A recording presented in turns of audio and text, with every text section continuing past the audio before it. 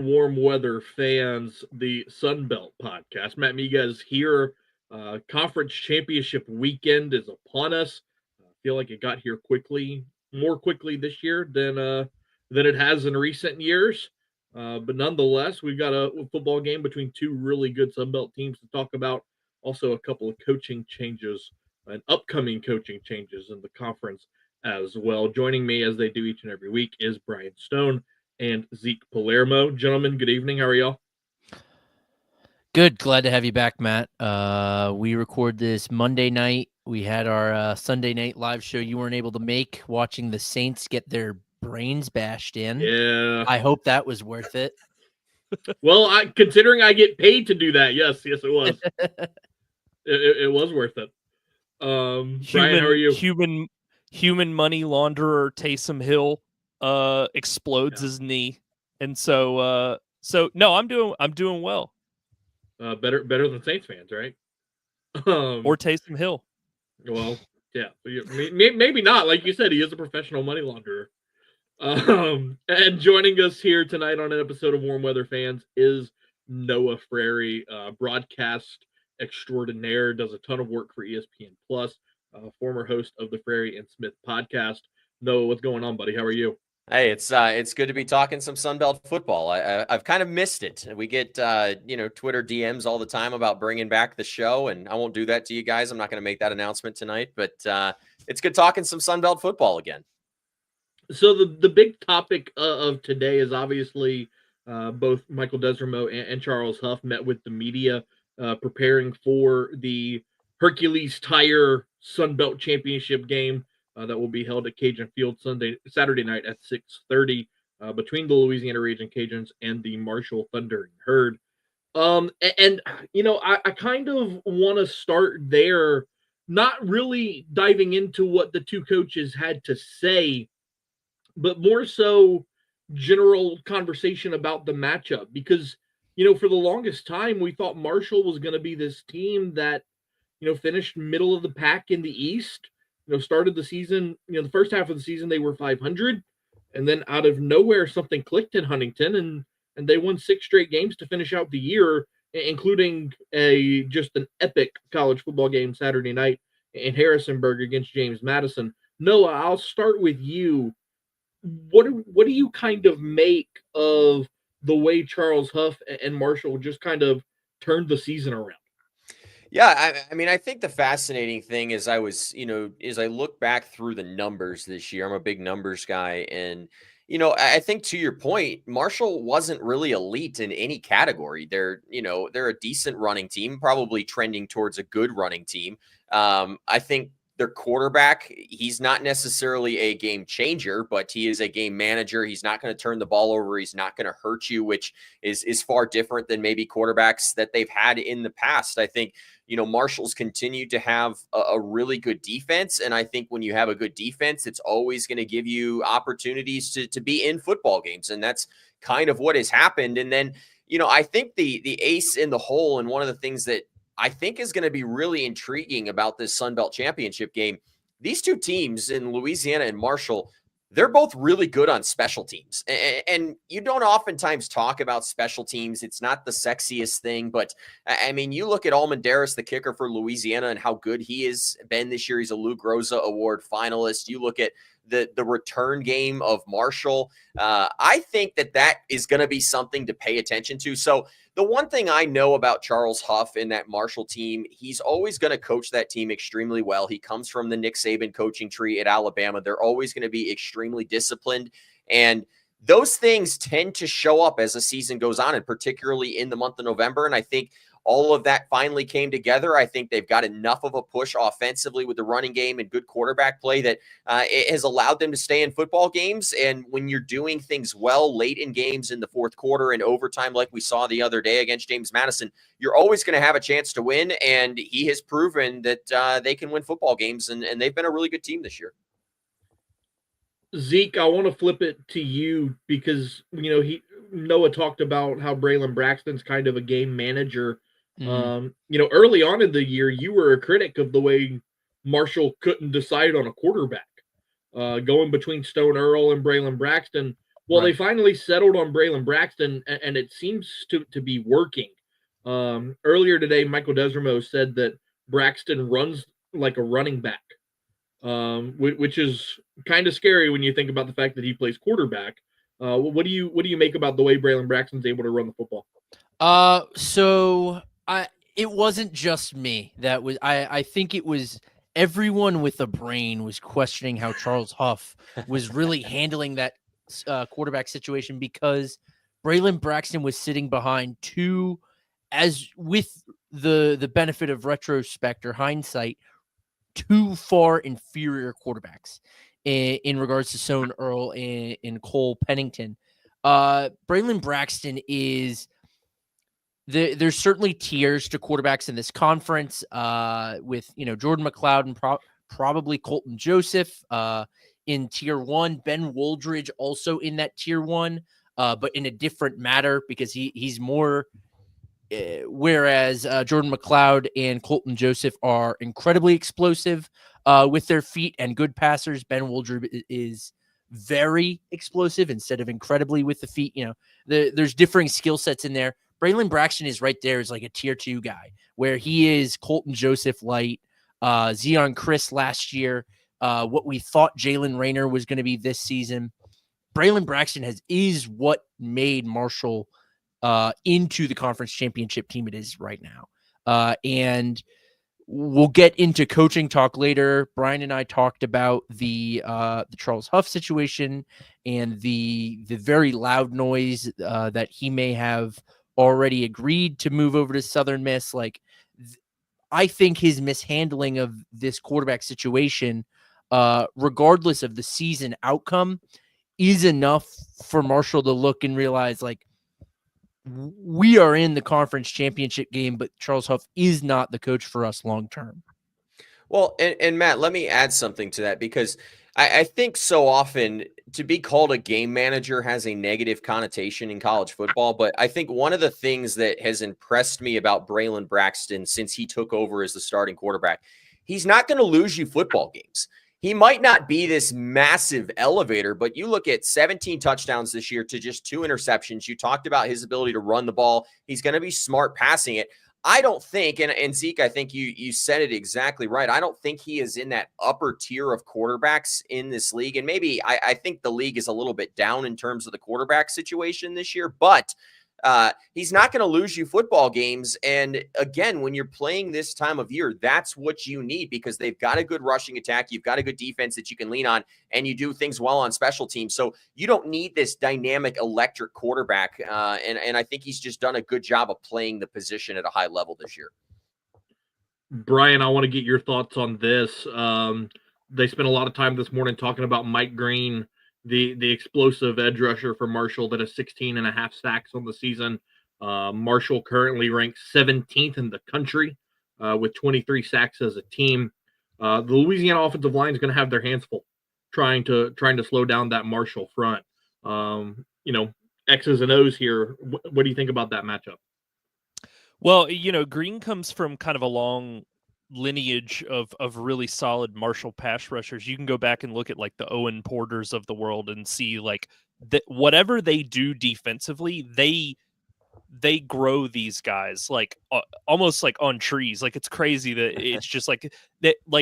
I would kill for Southern to be able to have a pass rusher kind of on that level, and they just have not been able to get there. So I do think that they definitely, the offensive line for Louisiana does have its hands full. I will say, secondary wise, there might be a little room for exploiting the Marshall defense there, just because they don't have the Micah Abraham in the backfield that really was locking up number 1 receivers as of last year. So there might be a little bit of opportunity there. But Matt, you're a Louisiana fan. We've talked about this before. Louisiana's receiver core is kind of receiver by committee, where it's there's not really a dead number 1 guy that you're on 3rd and 5, I'm going to him. It's kind of some days it's Carter, some days it's Lejean, some days it's whoever. And so, maybe that kind of plays in your favor a little bit, because they might be a little confused as to who the guy to cover is. But for sure, as far as buying time and things like that, I think, Fields is going to definitely need to kind of be looking over his shoulder for Green coming out of there. And we'll dive deeper into the game a little later on. Noah, while we have you, I got to ask you about the changes in coaching within the Sun Belt. Obviously, Southern Miss fires Will Hall midseason after Not a surprise. After just Long an overdue. abysmal season in Hattiesburg. There's no way to sugarcoat it. Today, Sean Clark gets fired by App, which I'm not even going to lie to you guys. I was a tad surprised by. Mm-hmm. I think you were the only one. I will say, and I'll just jump in here. I was a tad surprised because I think that, in my opinion, he had done enough, and given everything that transpired this year, I thought that he was at least going to get another year just because of the circumstances. Because again, if they had played Liberty was not a good football team this year, has not been a good football team this year. Yes, they're going to be in a bowl game. I think App State was going to be in a bowl game. And so again, it's not contending for a championship, but he did it last year. So I was a little surprised that Sean Clark was fired, but I do think that at some point, when you look at App State and who App State was, and I got to do a podcast for 2 years with a guy who was there during the midst of that championship era, and I talked to him a lot still. App State has lost their edge. They are not the same team, and I can't necessarily put all of the blame on Sean Clark because I do think NIL, the transfer portal, I think it has changed things dramatically for a team like App State, who's always been at the top tier of a conference. So there was a lot going on. Sean Clark has dealt with a lot during his tenure there. The one thing I will always stand up and say about Sean Clark, there was no one in that building that loved App State football more than he did. And to see where it has gone, I'm sure pains him more than anything because he wants to see that team contending for championships. So it's tough. This is a new era of college football. Yes, maybe he didn't evolve as quickly to it, but I was a tad surprised. It makes sense. I can understand why. But, at the end of the day, who are they going to get right now that is going to make them tremendously better? Because there's only so many wins and losses out there every year. And I think that's what a lot of Sun Belt schools are going to find. Yes, you can fire a Will Hall at Southern Miss, but unless something dramatically changes, they're not a dramatically better football team under some hotshot FCS head coach. You can look at Texas State. GJ Kinney's been good. Texas State has gotten back to relevance, but have they taken that next step? The answer is no. So I don't know. It's a very tough decision point, I think, right now for athletic directors. And, then you deal with buyouts and how that affects things. So I was a little surprised. I can understand why, but I personally think that it's too early to get rid of Sean Clark. That's my opinion. Zeke, Brian, do you guys have any thoughts on, the direction that App State should go next? I mean, so we've talked about this before. I'm not really a fan of pulling, like a P5 offensive coordinator who may not have kind of the chops to back it up. Like you're seeing kind of what Coastal Carolina is dealing with Tim Beck right now, where it's year 2 for him, and there are already fans online that are like, "Get this guy out of here!" Like I know he was like a friend of Joe Moglia's or something along those lines, and people think that that's kind of bled over into their hiring of him. If you're going to go get a head coach or an offensive coordinator from a P5, you need to find one from a school that runs something interesting, because frankly, in that case, the hiring of Beck from NC State, I ask this question all the time, Noah. When's the last time NC State was appointment television? When was the last time you felt like I need to go watch their offense because it's so fun or unique to watch? It's never been that way from my recollection, except when like Russell Wilson was there like that. And that was a million years ago. So going to get a guy who runs kind of the same thing as everybody else and deciding this is the guy that's going to take us to the next level. Like I'm more of a fan, and I understand that there's a lot of differences here, but I'm more of a fan of like when, Coastal hired Jamie Chadwell from Charleston Southern, that was FCS call up. It was like, hey, they run something fresh that or has variations to it that we haven't really seen before. And I think if App's going to go that direction, they need to find something unique scheme wise that will give them an edge, because they do a great job recruiting. There's no doubt about that. But it's tough to just kind of run the same thing as everybody else with no real wrinkles included. Defensively, they need a lot of help, because I saw the Scott Sloan experience firsthand, being a Georgia Southern fan. And I said this before, but when the pass rush is getting home, everything looks great. There's no questions. When it doesn't, the secondary has a lot of issues. Safeties are out of position. They have no idea where to be. They're missing assignments. They're confused about who's taking what and where they belong in like a deep zone. And so, yeah, defensively, it's just, they need whoever they find, whether it be an offensive-minded guy, defensive-minded guy, they need to have a strong defense hire, because that's sort of always been the backbone of App State football, along with the running game, and they kind of got away from that in the last couple of years.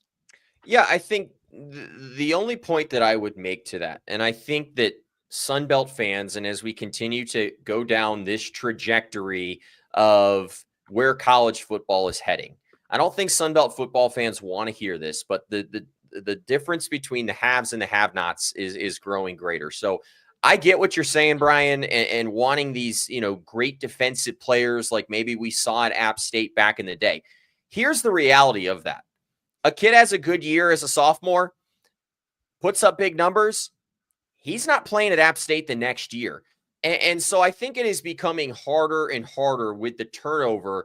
And I think at the group of five level, for lack of a better term, I know some people don't like that term, but at the group of five level, I'm not sure you're ever going to see these dynastic runs that you used to see, because again, the players, the pieces are just going to change year in and year out. And, my friend Caden was a big fan of the Scott Sloan hire. He played under Scott Sloan while he was there, and it just has not been the same. So I don't know. I just think there's so many factors that go into play here. And I think fans have to become realistic, because I just don't think you're going to see these dynastic type of runs that you saw from App State in the past, or what Louisiana was, or, what James Madison. I mean, they're dealing with it this year. They've been really good. And then the cupboard gets, stripped bare by Curt Cignetti when he goes to Indiana. They've been good this year, but they've not been to the level that maybe fans have come to expect. So it's such an ever-changing world that I think fans are going to maybe have to become used to, like it or not.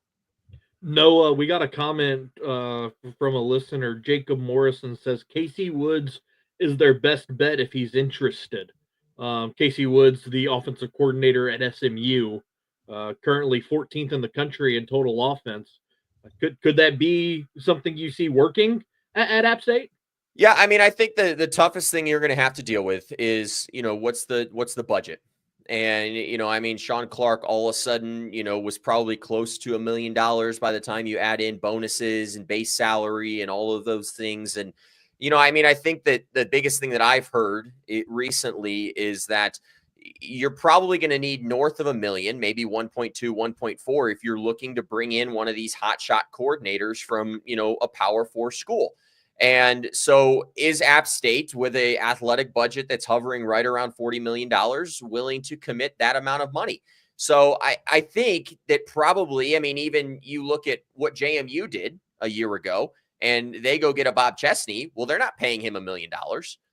I think Texas State just kind of jumped the entire market, and maybe that is a way of saying that they are going to the Pac-12. I'm not breaking any news. We'll see what happens on that front. But I think it all comes down to money.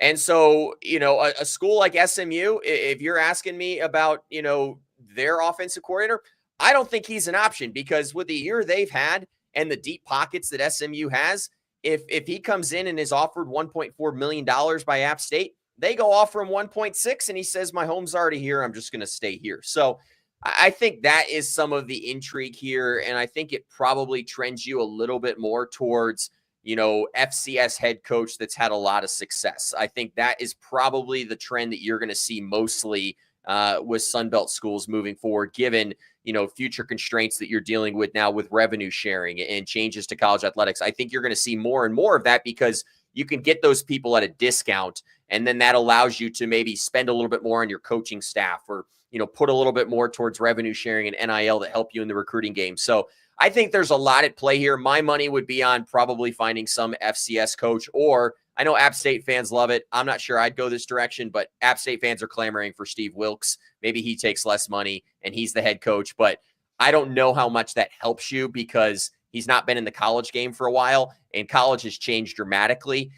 So I think that's, some fascinating elements to this decision point. Yeah, Steve Wilkes is that's an interesting name. I haven't heard that, but also as I'm not, super looped into what the fans in Boone are saying. But I get too many App State burner accounts that hit me up with that would make a lot of sense. They think he's their savior, and he's a good football coach. Don't get me wrong; did a good job with the Panthers before not getting the head coaching job. But I think, as we have seen, there is a big difference between coaching in the National Football League and coaching in college football, particularly nowadays.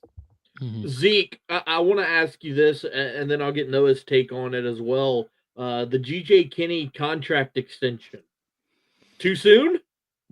Too soon, but I don't know if ultimately it's going to. Now, before you continue, Zeke, I don't want to interrupt you. I'm so sorry. No, that's okay. Noah, I got to fill you in.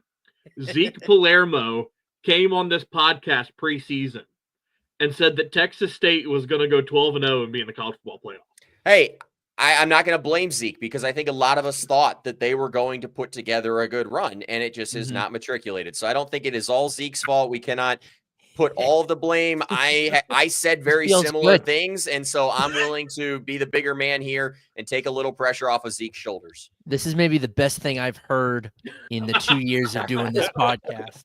I think it's way too soon. I think the money they gave him and the length they gave it to him for is not yet justified, but that is not to say that in 7 years, when the contract comes to a close, we're going to look back at it as a bad deal. I think it's very possible, because Brian and I talked about this on Sunday. Like, consider the position that Texas State was in before GJ Kinney with Jake Spavital, where the narrative was that he had burnt every bridge in Texas, the biggest hotbed in football recruiting. He had just cut all ties and said he was going to be the G5 Deion Sanders and build only through the portal. That fell through, and now Texas State, while not quite the 12-0 team I thought they were going to be, put together the best season it's had in several years. And I don't know, maybe has some momentum into the Pac-12, Pac whatever, should that come to fruition. I think it was early. I don't think we've seen sustained success. You need to do it for more than 2 years. First year, you expect to see improvement.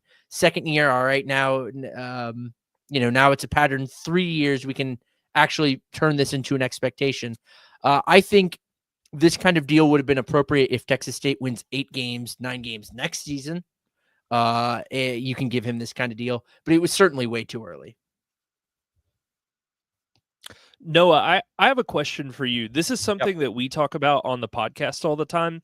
We talk about it relatively often, but kind of pivoting away from coaching changes and stuff like that. I have a question for you. So we talk about Old Dominion and their football program on this podcast all the time, and how it feels like they are the one team in the Sun Belt that it feels like they don't have any kind of expectations, I think, for how their seasons play out. Like, Ricky Ronnie's been there a while, and I think what did we establish? His cap was like 7-8 wins, like one season.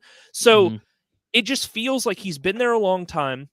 They have a very good quarterback situation with, Colton Joseph came in and played very well in relief of Grant Wilson. Then Quinn Hinnkel comes in last week, runs for 200 yards. They win, great.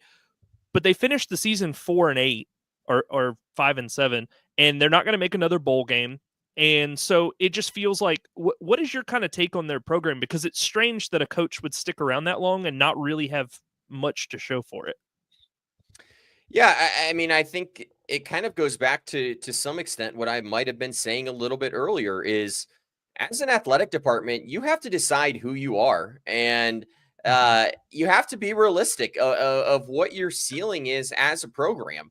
I don't think the NIL situation is fantastic at Old Dominion, nor is it at a lot of schools across the Sun Belt right now. And so it goes back to what I said earlier. What coach are you going to bring into that situation that is suddenly going to turn you into an 8, 9, 10 win football season every year? And I think as an athletic director, more and more of them, given everything that is going on in the college football landscape, particularly, maybe every league below the American Conference right now, because we've seen them, spend some money on buyouts this year. You're having to be a little bit wiser because you can't buy out a coach because the buyout might be, $1 million to $2 million, and that makes up, 5% of your athletic budget. And so I think some athletic directors are just content with, hey, maybe every other year we're going to be in a bowl game, or maybe 2 out of 3 we're going to be in a bowl game. And the thing is, to your point, yes, Old Dominion didn't have a great season this year, but they've been to several bowl games lately. And when you aren't getting the noise from the fan base, I think that's part of what went into Doug Gillen's decision at App State. That fan base, they packed that stadium out week in and week out. They weren't winning football games. I've got to make a change if I want to continue to keep the season ticket numbers up. So I think there's a lot that goes into that.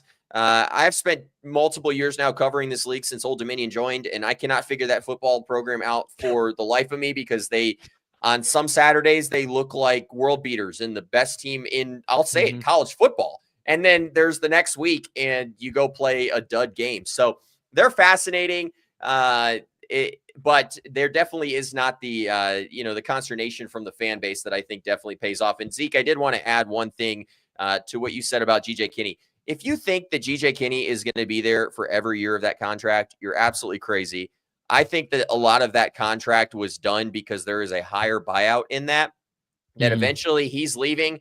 Texas State's getting a lot more money. And I also think that they're maybe setting themselves up for bigger things in the future. So I think there was a lot at play there, particularly with Texas State. But I think all of us are crazy if we think GJ Kinney's there for more than 2 to 3 more years, and that might even be too many.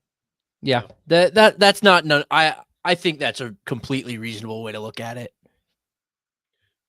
So rapid fire here while we're talking about coaching changes, and then we'll move on to kind of a state of the Sun Belt, I guess.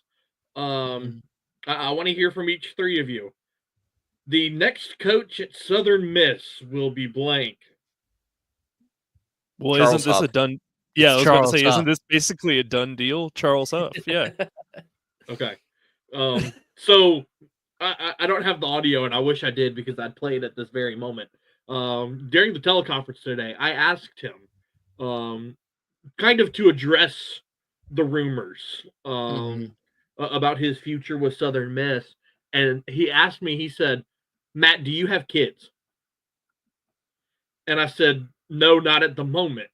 He goes, "Okay, well, one day you're going to have a kid." That's said, a weird that was a weird way to answer that question. Nebulous. Like, I mean, one day I plan to. And he said, there's going to come a time where you have a kid. And the reason I say that is because he said any 9-year-old can make a Twitter account, post something on Twitter. It gets a bunch of likes and retweets, and all of a sudden people think that it's true. I think I said this when you told Brian and I about this response, like as it happened. My knee-jerk reaction is that is such an asshole answer if he does end up taking this job. If he does end up at Southern, I understand his obligation to not, give credit or validate rumors that are at this point unsubstantiated. But let's say this time next Sunday, he does sign with Southern Miss. And he's like, well, do you have kids? Well, anyone can say anything on Twitter. Bro, they were right. I think he's also, in my opinion, I think he's also trying to avoid the circus that we saw happen with Jamie Chadwell a couple of years in Coastal Carolina. And, by not addressing it, I think everyone knew that Jamie was leaving. I remember interviewing him 2 days before the championship game and knowing he was leaving at that point, but he was still going to dance around it. Charles Huff is from the Nick Saban tree, and I do really think that he is trying to focus on winning a championship game. But I have also heard that I think there's reasons that he might want to leave Marshall. And I think NIL is one of the big ones. And I think that was brought up on today's press conference, is that there is not a lot of NIL that is being thrown around at Marshall. The one thing I can give Southern Miss credit for, there seems to be some NIL down at Southern Miss. It's just Will Hall didn't know how to spend it right. He would always spend it on the wrong quarterback. Oof.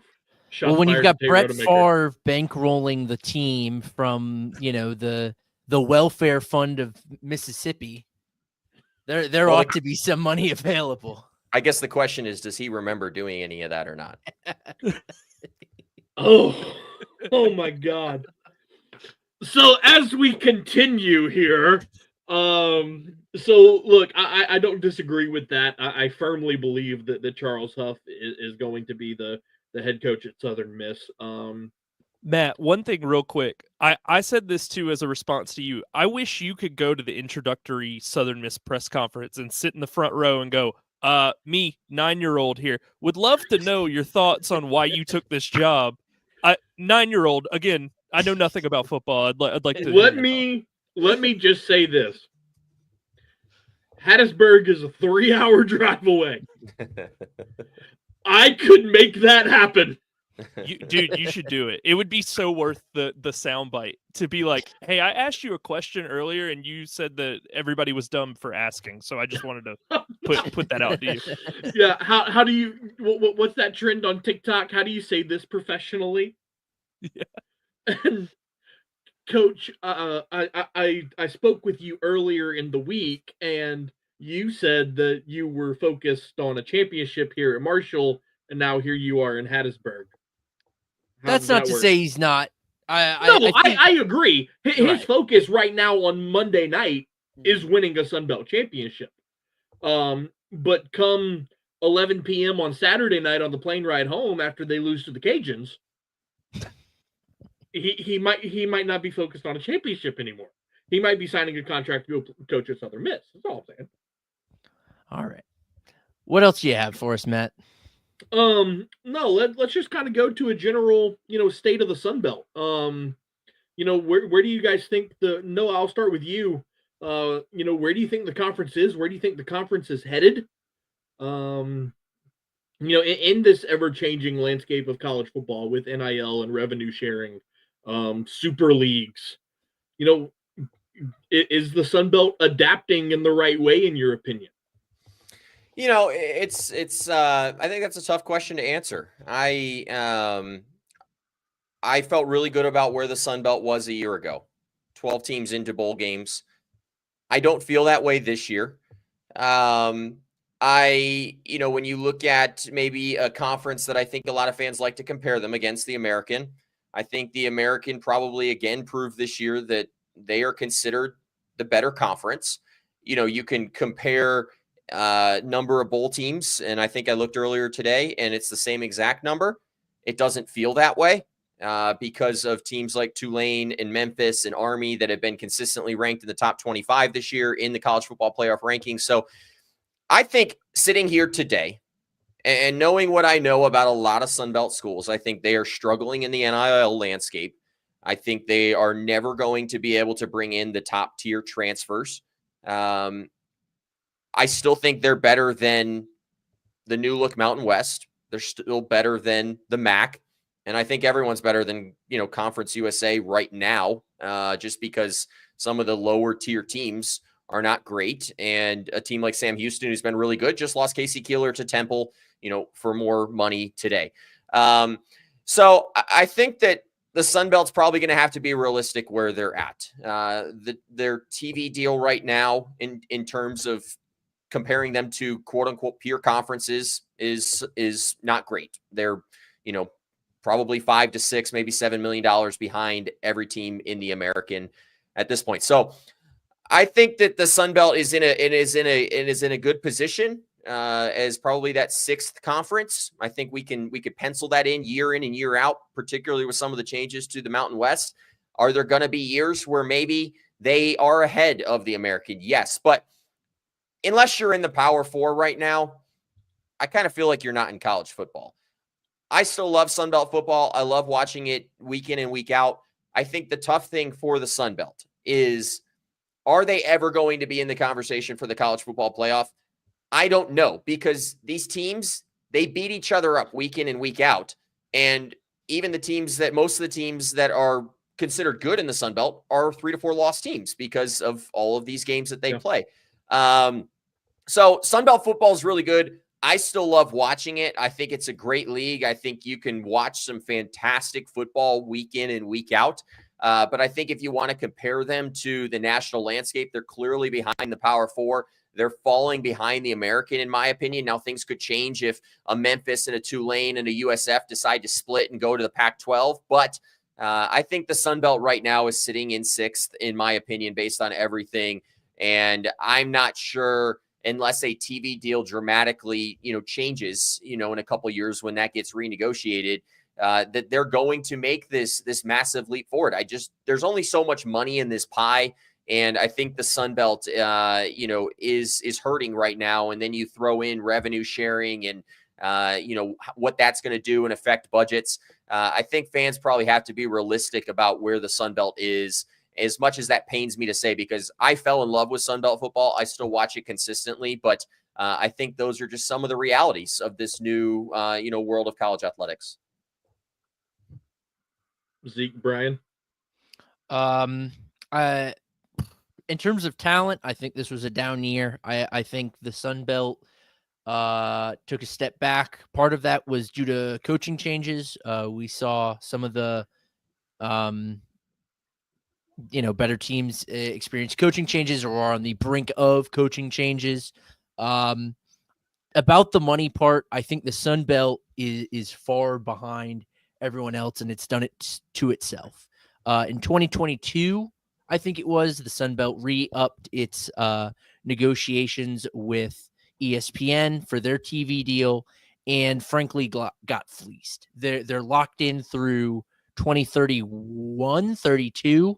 Obviously, it's going to get renegotiated before then.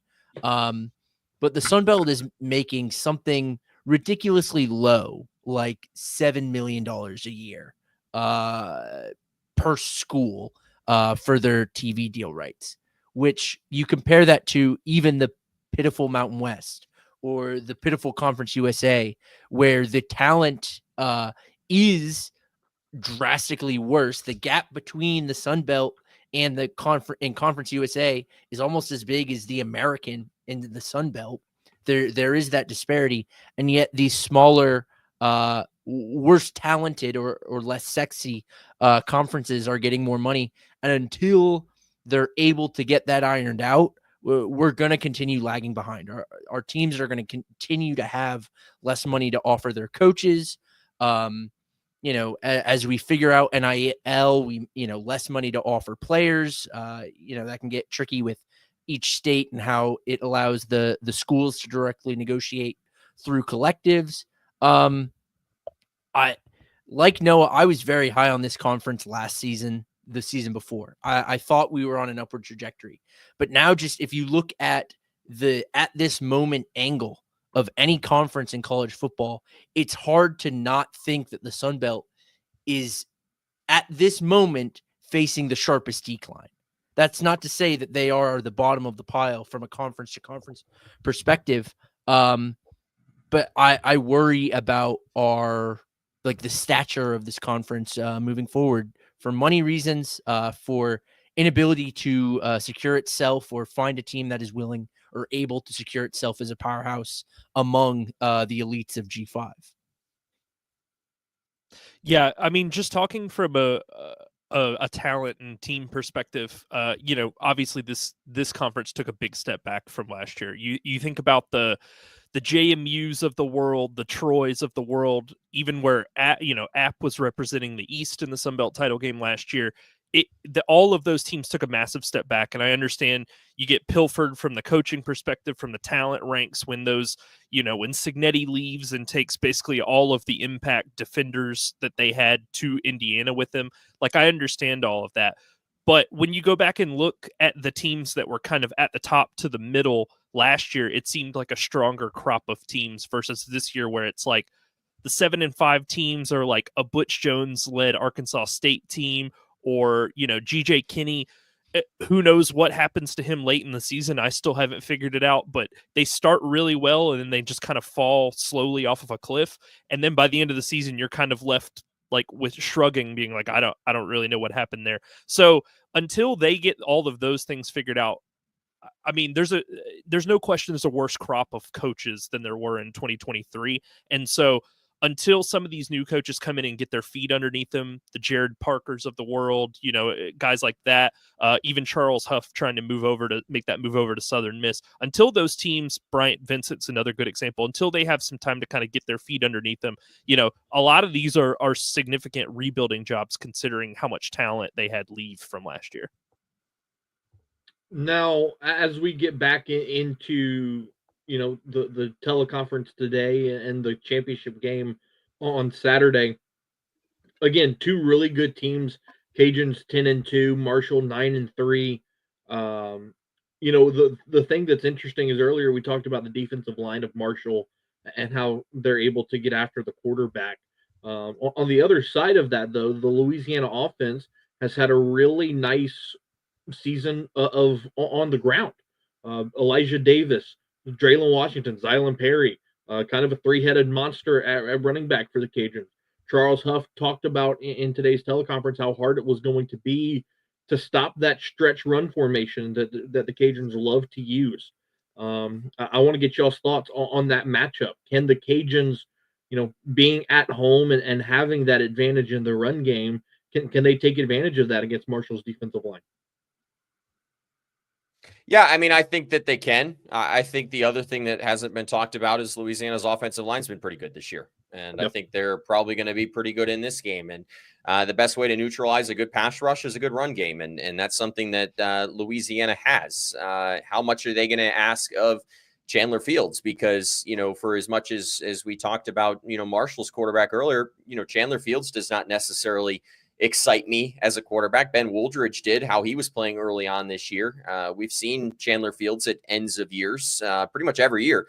It feels like he ends up becoming the starting quarterback for the final, couple games, or at least the bowl game. But, I think Louisiana has a lot of nice pieces. I think that maybe this game becomes more of a defensive battle than we think. I think we're going to see a lot of running. I don't think that this is going to be, quote unquote, sexy football.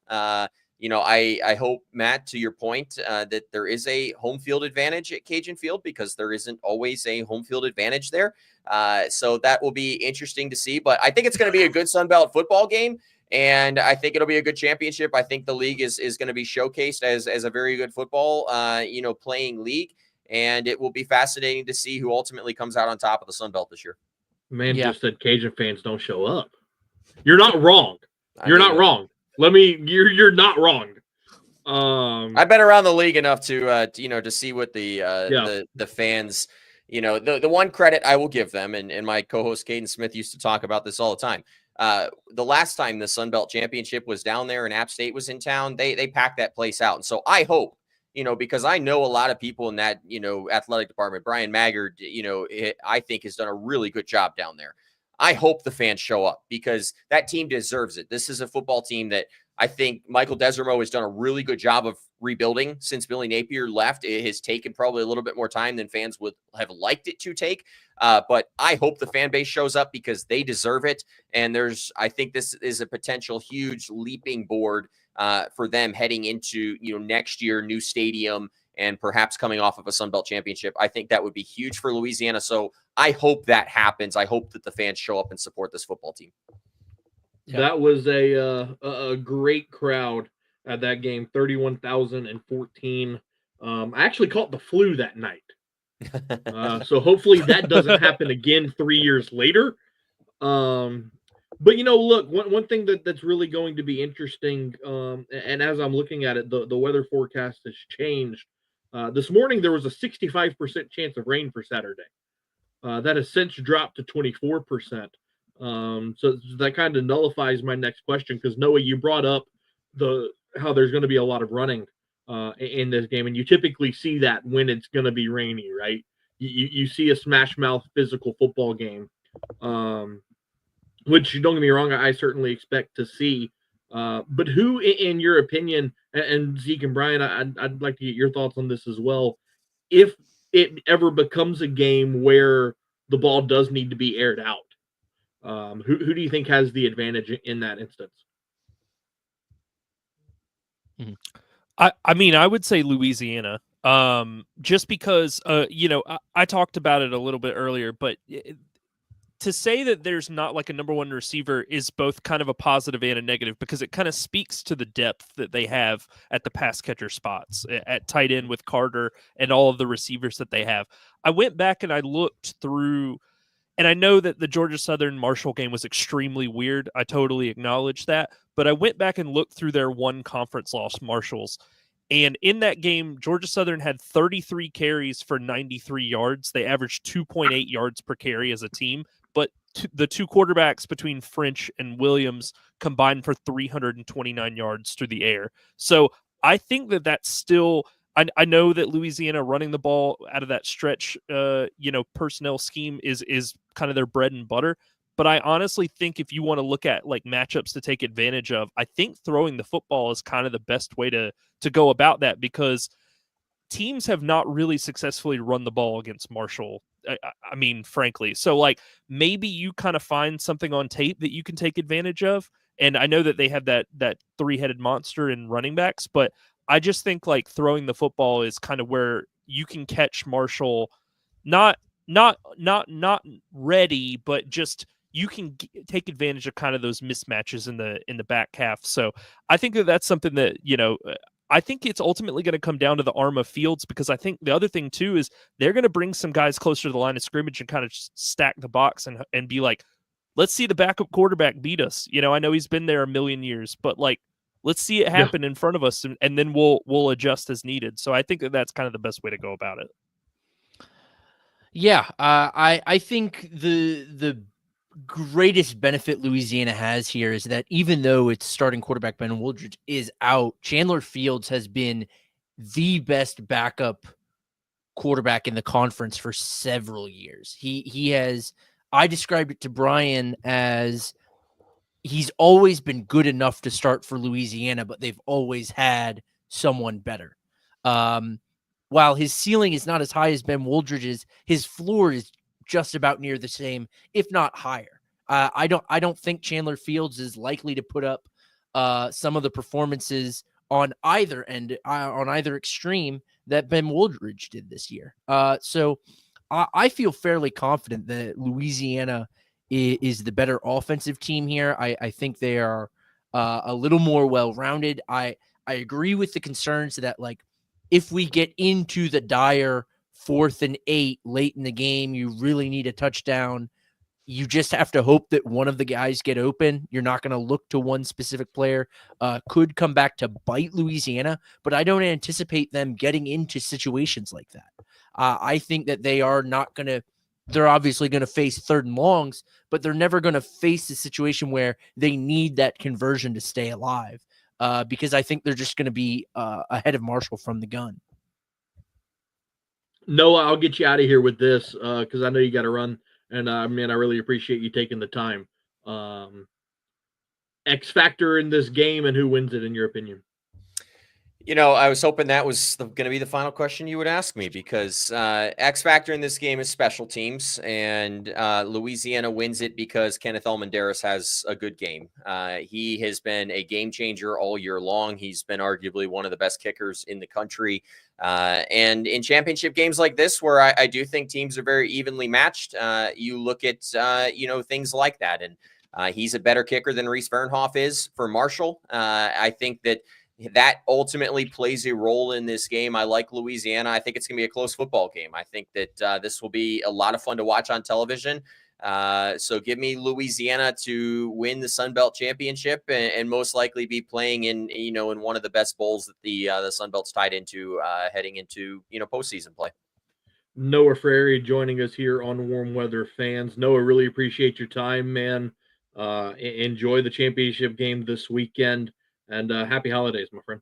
Yeah, guys, thanks for giving me a chance to chop it up about Sun Belt football. You've almost convinced me to bring the Frary and Smith podcast back, but we'll save that for another day. But you guys have a good rest of your night and enjoy the game Saturday. Yeah, thanks. Noah Frary, what a guy. When I approached him about coming on the show, I was like, man, 15 to 30 minutes is all we're gonna need. We went 50. Mm-hmm. Yeah. So what a guy. Really appreciate him coming on and chopping it up with us, because look, I remember the 2021 championship game with App and how fun that was. But I can tell you this, as somebody that has become connected with this team from covering them, obviously lifelong UL fan as well, my anxiety wasn't as high in 2021 as it is this week. Like, it needs to be Saturday, like now. This is going to be a smash mouth football game. I think this is two really good teams. I think this is the two teams that the Sun Belt needed for this game. And look, Brian, no disrespect to Georgia Southern. I think that they also would have been a very viable opponent. But this game just makes a ton of sense with the rumors and speculation surrounding Charles Huff, the Cajuns having the great rebound after back-to-back 6 and 7 seasons. I mean, there's just books could be written about the game that we're going to have Saturday night. Well, I mean, I called Marshall out a while ago as being the second best team in the conference, like regardless of wins and losses. So we talked about it a lot about, they made the wrong decision to go with Stone Earl early, and it bit them in the Georgia Southern game, because I understand Braxton had 2 fumbles, but he put 17 of the 23 points that they scored on the board. And then finally it was like, Huff had his hand forced and couldn't fight it any longer and was like, fine, I give in. It's Braylon Braxton. And since then, they've been rolling. So, I mean, he finally went and made the right decision. We don't have to worry about, him potentially letting guys alternate series or whatever the hell he was doing before, which was crazy, considering one was extreme. I know Noah mentioned that Braxton was more of a game manager, but my follow-up would be, what does that make Stone Earl a bench warmer? So I mean, I'm sorry, like, yeah, no, you're not wrong. Go look at some of the performances he put up. If Stone Earl's a bench warmer, what does that make Cole Pennington? Me? Water boy. So me. I was a manager in high school. I was the water boy. I did the laundry. Me. Cole Pennington. No. That makes Cole Pennington a nepo baby hire. Cole, ain't that the truth? Man, and you bring up the transfer portal. I know this isn't Sunbelt related, but man, Miller Moss. When was the last time that you saw so much hype for a guy after one game? Because look, played really well against LSU in the opener. He did. And so much hype got built around that. And then just absolutely flattens out. I mean... Do you want me to answer your question honestly? I do. Spencer Rattler. Ooh, yeah, okay. That's fair. That's fair. Spencer Rattler coming in thinking he's the dude in Norman, gets his job taken by Caleb Williams. It humbles him. I never watched that QB1 show. Everybody claimed that he was such a jerk to everybody on that show. I never watched it, but that's what people say. And then has to be humbled and eventually ends up at South Carolina, and it kind of relatively worked out. But yeah, that's the number one example I can think of that, where it's like, oh man, he's the next Mahomes or whatever, and it's like, No, he's not. Okay, so let me pose this question. We talked about Charles Huff earlier, and man, let me just say from the teleconference today, the man is a soundbite machine. He was asked. So Marshall ended up being the least penalized team in the Sun Belt this year. And so they asked him about that because in recent years that's been an issue for them. They've committed a lot of penalties in game. And so he was asked about that. He said, look, I sat down with John McDade over the summer, who's the head of officiating. He said, and I brought him a big old cake and a couple of tubs of ice cream. And I said, look, man, if you tell your guys to not call penalties on us, you'll get more cake and more ice cream. It was just so, it was so natural. And so, and there were multiple moments like that in the presser today. And while we're talking about Charles Huff, I have this question: if he does go to Southern Miss, which we all believe that is all but done now, right? Can he turn Southern Miss into what they once were, which is a competitive program and a nationally viewed as a good program for the Group of Five? Can he bring Southern Miss back to that?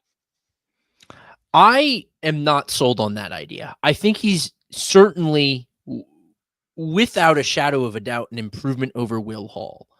But I have a strong stance on this that I think he's going to be kind of like what Terry Bowden was at ULM. And Brian and I talked about this on the recap episode, where I think he's going to be the guy before the guy.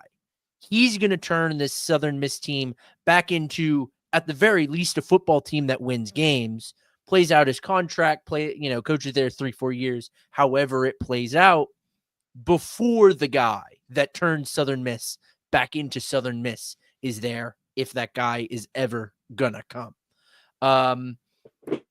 This is Charles Huff's first head coaching job. Marshall was. He did not have. He doesn't have the track record of building up a brand new program or restructuring a team from the bottom up. He came into this Marshall team that was already a bowl contender year in, year out. So I don't think that he is the guy that's going to revitalize Southern Miss football. But he's better than Will Hall, and he can win football games, which is more than you can say about what they've had the past several years. Matt, I'm going to answer your question with another question. How many, if any, players does he bring with him from Marshall down to Southern Miss? God, I would hope as many as he possibly can. Right. But if you're, let's say you're Braxton, or I just have a list of names. I don't have everybody's eligibility in front of me, but say you have your Braylon Braxton, your AJ Turner, your whoever among these like actual impact players. How many of those guys look around and go, we don't know who the next head coach is going to be at this point. The guy could come in and be like, you don't fit my system, and see you later. Meanwhile, we have a guy who's now in Hattiesburg that we know that we fit what he wants to do. So I think the other question too is, does he bring his staff with him? I would. No, I mean, but will they kind of follow him? I think so. I mean, that all comes down to what their relationship is, right? If some of his assistants are just there to have a job, then no, they probably don't follow him. But if they're Charles Huff disciples, yeah, I mean, I think Southern Miss has more money than what Marshall's got at this, which is crazy to think about because they've been so bad. So bad. I think the fallout from Charles Huff leaving is going to reveal a lot about, and this is true for any time a coach leaves, is going to reveal a lot about how he's viewed internally by the players and his staff. Yeah, certainly. Because here's the thing, like Braylon Braxton is not playing for Marshall next year. Whether it's for Southern Miss is up in the air, but he's not playing for them. That's what I was going to get to answer your question, Brian. You talked about Braylon Braxton. You talked about AJ Turner. I'll even throw Mike Green in there. Mike Green's in there. Although Mike Green's probably going to Christian go pro. Fitzpatrick. Yeah, I mean those guys. There's two answers. They're either going to play at a P4, or they're going to play for Charles Huff at Southern Miss. Mm-hmm. There's no in between. Just because, like Zeke said, they know that they fit into what Charles Huff wants to do, right? Or they'll go get a bag to be a rotation guy at Ohio State and be okay with that, right? Yeah. So but the point, like Zeke was making, is that they're not going to be playing at Marshall University next year. Mm-hmm. Which kind of leads into my next question. I know there's a bunch of unknowns, but in your opinion, what can the future of Marshall football look like without Charles Huff? Can they? I mean, obviously, of course, like I said, questions have to be answered. Who are they going to hire? Things like that. But just on the surface, do you think that they can build off of this 9-3 season, even though they're losing their coach? Well, I think what it's going to show is what the athletic director is really made of, because Georgia Southern had a very similar situation to this happen with Willie Fritz leaving and going to Tulane, which was the coach thought he was worth X amount. The athletic director said, "No, thanks. Go on. You can go find yourself a job somewhere else." And then he turned around and hired Tyson Summers. So with that, you always run that risk of being like, I'm the smartest guy in the room because I'm the athletic director. And then you hire somebody that completely flames out. And then you're like, it's sort of a grass is not always greener situation. So I think it depends on that. I think it's going to say a lot about what the actual acumen and hiring ability and being able to kind of get the guy that you want in there, what that's going to say about the athletic director. Because again, this is a very weird situation where you're turning away a coach that's going to a conference championship, and he's leaving to go to the other division within the same conference. You just don't see that like ever. So, the closest we came in recent memory was Mark Stoops leaving Kentucky and going to Texas A&M. And like, even that didn't end up happening. So I think it's just going to be very interesting to see, like, is this athletic director, who we've heard rumors that he and Huff don't see eye to eye on a lot of things, and that's the reason that he's leaving, among other things that I've heard as well that don't have anything to do with football. Is he as good as he thinks he is at hiring the next head coach? That's something that definitely remains to be seen. Nothing to really add. Sorry. Oh, my bad. Zeke, I was ready for you to just spit your Palermo Georgia sports editor wisdom, and yeah, all right, didn't. Failed. I mean, what do you want to say? Like, it's hard to tell because we don't know what the roster is going to look like. We don't know what the coaching staff is going to look like. I worry, I suppose, for Marshall's future because they're producing players, as Matt said, as Brian just said, like, they're not going to play at Marshall. Who knows where they're going to play, but It's not going to be at Marshall. We know that Stone Earl is not. Shoot, if they have to play Stone Earl at quarterback next year, they're going to be as bad as Southern Miss was this year. Stone Earl could give Aiden Armento a run for his money for a worst starting quarterback in the conference. So until we see Huff's replacement and until we get through, the portal opens on the 10th, which is 8 days from the day that we're recording this. Once we see that action, it's going to clear up the picture. I don't know. I suppose it leans 70% unfavorable to 30% favorable in terms of their projections. So while we're on this conversation, I've got two. I'm looking at two tweets right now that is really really interesting in regards to what Marshall can do post Charles Huff. And one of them is to call Byron Leftwich. Hey, if you never want to run the ball ever again, call Byron Leftwich. Because that's what he did in Tampa. It was we don't run the ball ever. We're throwing the ball 700 times the next season. Well, Is could he that even also in be a coaching personnel anymore? thing? I don't know, because I think the last year he was the offensive coordinator, he had like Leonard Fournette and guys like that. So, and he wasn't quite washed up yet. So, because the year before he was 1,000-yard rusher, I believe. So I don't know. Again, you could do something totally different, but I think he comes from that like Bruce Arians air raid type of NFL scheme. How does he adapt to recruiting? How does he adapt to NIL?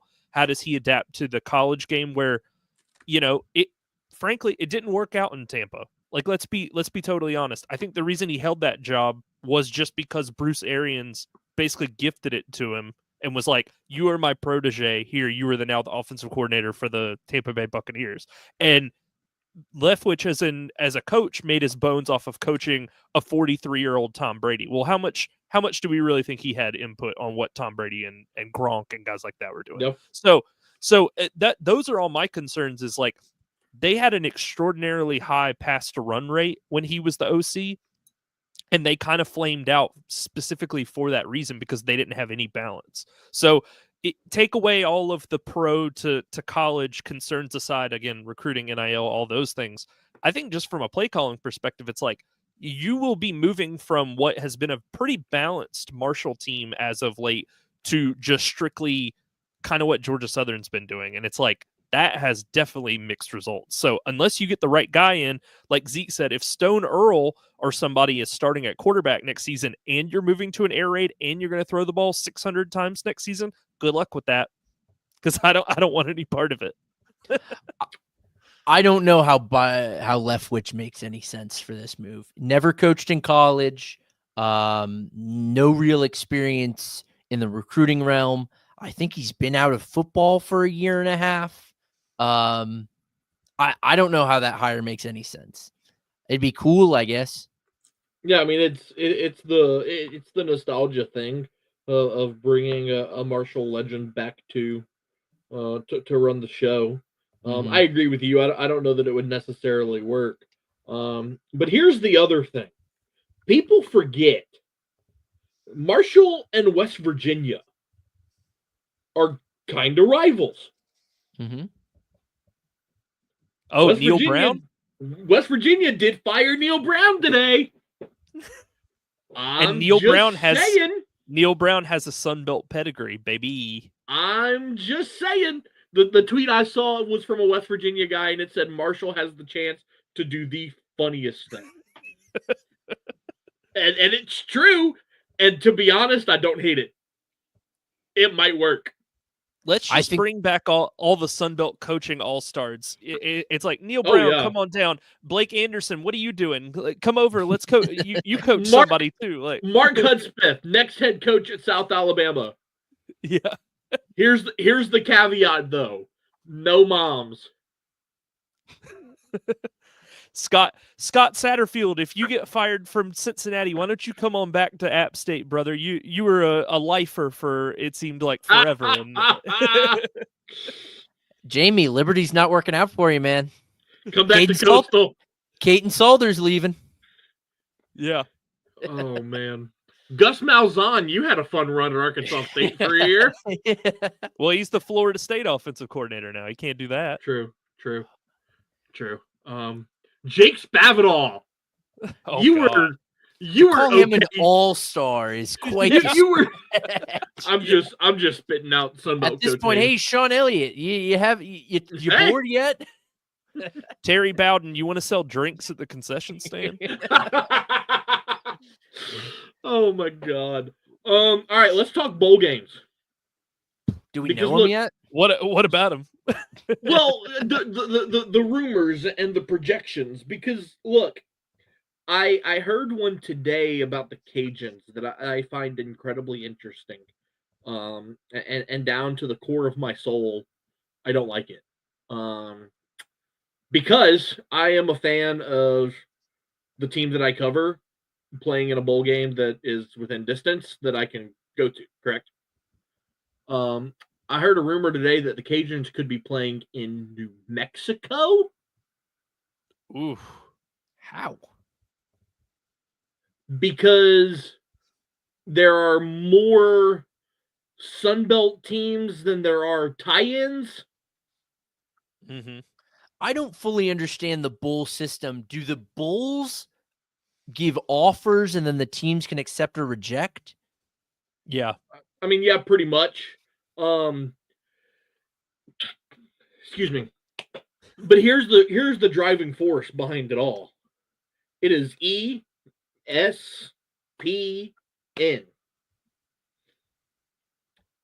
If ESPN calls the famous Idaho Potato Bowl and says you better put Boise and Wyoming, let's just say that those two schools are obviously Boise is, right? They're going to the playoff. But, I don't know if Wyoming is bowl eligible, but just, for shits and giggles, you better put Boise and Wyoming in the famous Idaho Potato Bowl. You know what the Potato Bowl is going to say? Yes, sir. Mm-hmm. We'll make it happen. So it's one of those things where, if some guy in charge of college football programming at ESPN says, you know what Louisiana's red jerseys would look good in? Las Cruces, New Mexico. Yes, sir. Like, it doesn't matter. Whatever ESPN wants, they're going to get. And, it's so funny to hear fans, and obviously not to bash on fans. They're the lifeblood of college football, but like the people that don't fully pay attention to all of it, they're like, oh, why are the Cajuns a Louisiana school go and play in New Mexico? Because the people that are writing the checks told them to. Yeah. Like that's how this works. It is all about the almighty dollar.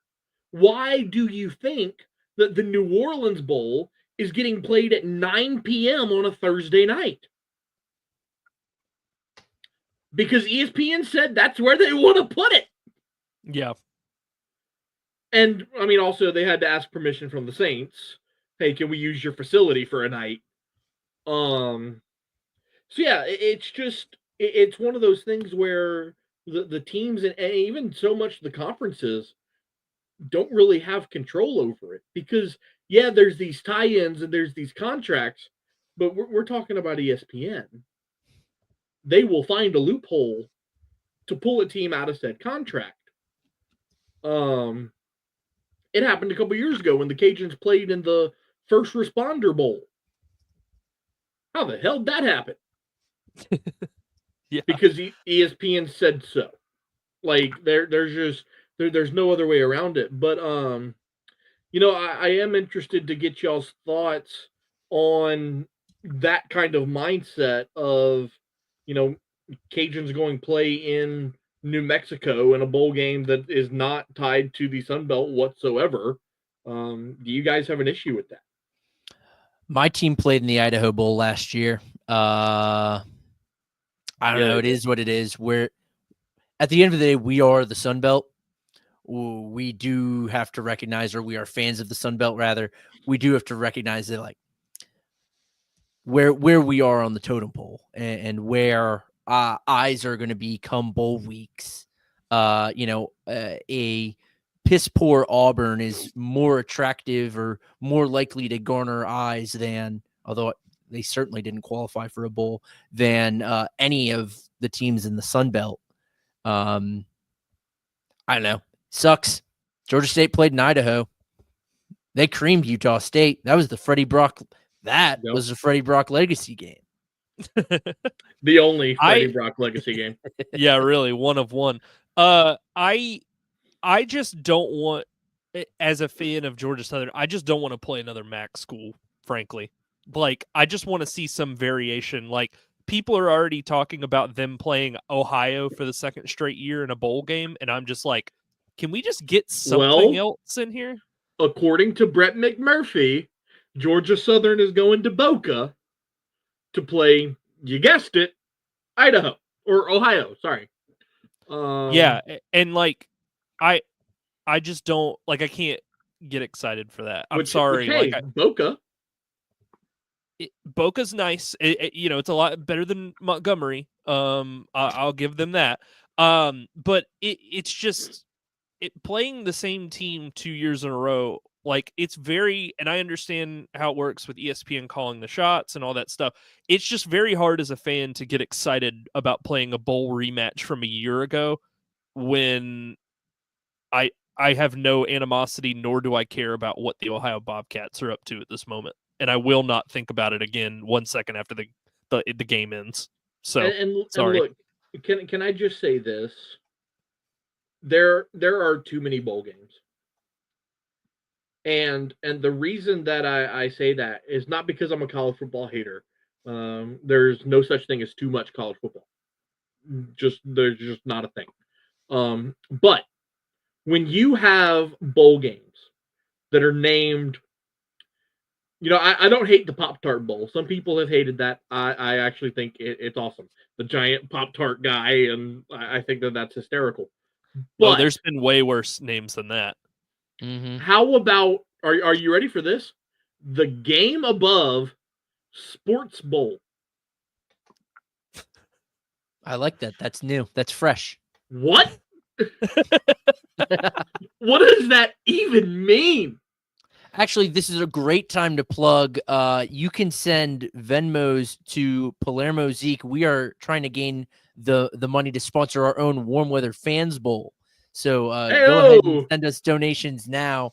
Coming to you next season, it'll be between the two worst teams in the belt. No, I've got a better idea, Zeke. It's between a current Sunbelt team and a former Sunbelt team. So we get like Western Kentucky plays Arkansas State or Texas State or whatever. And the next year it's Middle Tennessee State, God forbid, they qualify for a bowl. Then they get to play, I don't know, Coastal or something that year. So like it's just like old versus new. That's how we determine. Those are the tie-ins. And look, I love Gronk just as much as the next person.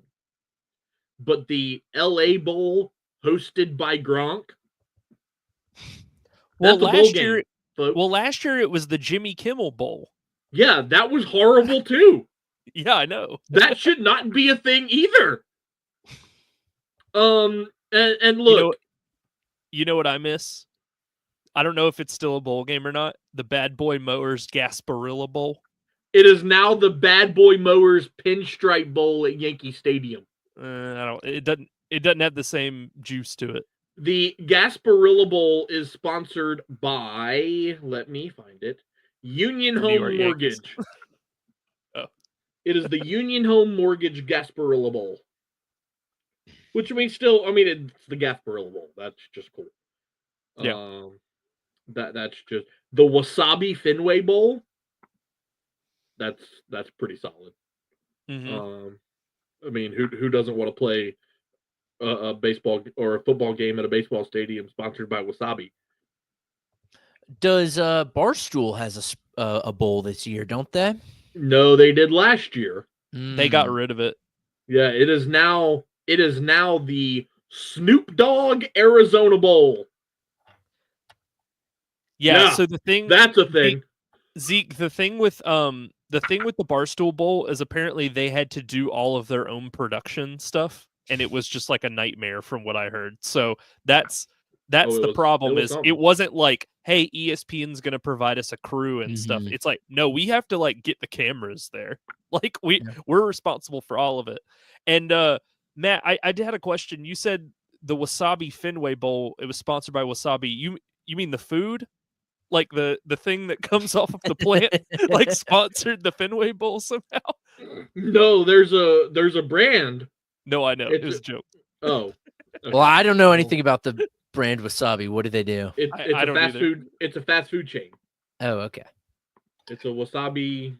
They're a fast food chain. I think every bowl game should be played in a baseball stadium. Actually, I will take that back. I'll one-up it. Every bowl game should be played in an NBA or NHL arena. Whoa! Yeah. Like arena football league style, like with the glass still up? Sure. You know what? That sounds Did you go awesome. have you ever been to an arena football league game? I don't know. No, I've not. It was like, so I went to a minor league one, and it was at a minor league, go figure, minor league hockey arena, and it was Shocker. like, yeah, no, the glass was still up in some spots, and then they had taken the glass out for other spots in case someone got checked like over the railing. Oh. So Well, yeah, that's the other thing is like you might watch a guy die in that game. So like that's the risk you run. yeah, y'all remember when the Arena Football League tried to come back this past year? Frankly, I don't. Y'all are gonna say no, exactly. Because it folded halfway through the season. Because there was a team in Lafayette. It was the Louisiana Voodoo. It used to be the New Orleans Voodoo, but they moved them to Lafayette. They played one game. They were supposed to play the Philadelphia Soul, who was a well-known AFL team from back in the day. Bon Jovi. However, the Philadelphia Soul players had trouble traveling to Lafayette, so they got a scout team from Texas to wear their uniforms and play against. Dude, a scout total AFL nightmare. team, or just like a scout? Just a bunch of football players. We're just gonna throw a bunch of guys together. Here's the playbook. Y'all have fun. Like, it was the men's flag league. it was. That's like the so old bad. wrestling. That's like the old wrestling gag of like a bad guy putting on a well-known wrestler's mask and then like ripping it off at the end and being like, "Haha, I'm actually Edge or whoever." Or the thing the WWE likes to do every now and again, where they'll bring out Rey Mysterio and he wrestles against Finn Joseph, and you're like, who the hell is this guy? A jobber. He's just some nobody that they paid $100 to get his ass kicked by Rey Mysterio for 10 minutes. Like, okay. Right. But look, as we've kind of gone off on a million different tangents here. As we kind of wrap this up, guys, final thoughts on the coaching changes in the Sun Belt championship game, anything like that? No, I think well, Matt, I feel like I have a guess where it's going to go, but Brian and I both gave our picks last night. The line when we did it was minus 4.5 Louisiana. I imagine I know where you're going to land, but I need to hear you say it. If he was a Mississippi State fan, he'd be pulling out a cowbell right now. Let's just put it that way. I don't know. Marshall's ability to get after the quarterback worries the bejesus out of me. And Charles Huff made a joke today that he was gonna suspend Mike Green because he didn't eat enough of his Wheaties this week. Which like just hysterical. But anyways, I think they're going to do a really nice job of putting pressure on Chandler Fields, who, albeit he's a sixth-year senior, this is only going to be his third game of 2024. And look, you're still in the process of knocking some rust off and getting used to getting into game shape. And I think Marshall is going to do a really good job of getting after the quarterback and making things a little difficult. They're going to have to really rely on their run game with Bill Davis and Zylan Perry. Now, can that be effective? Absolutely. And then defensively, how do you contain Braylon Braxton, who has proven to be a running machine? If you let him catch the edge, he can make a lot of things happen. So look, I'll take Louisiana cautiously.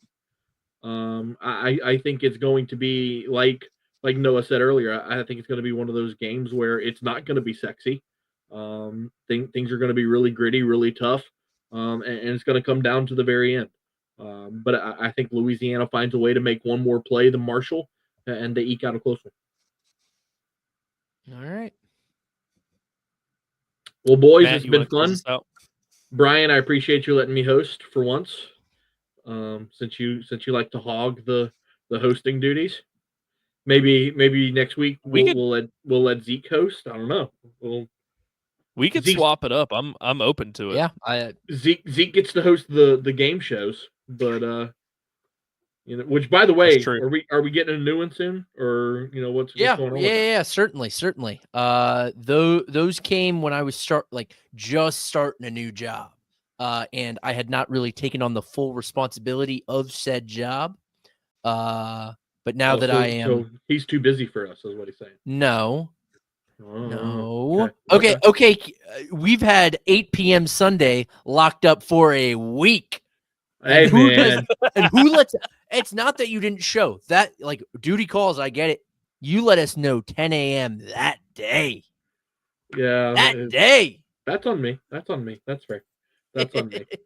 You can find me on Twitter at Zeke Palermo, where you can also find the show at Warm Weather Fans.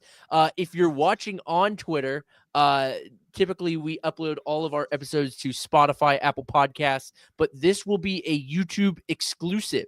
A bit of an emergency episode as Sean Clark was fired, and we got to hear from Matt, especially from his insight from the teleconferences from DeZormo and Charles Huff. You can find us on YouTube at youtube.com/@warmweatherfans.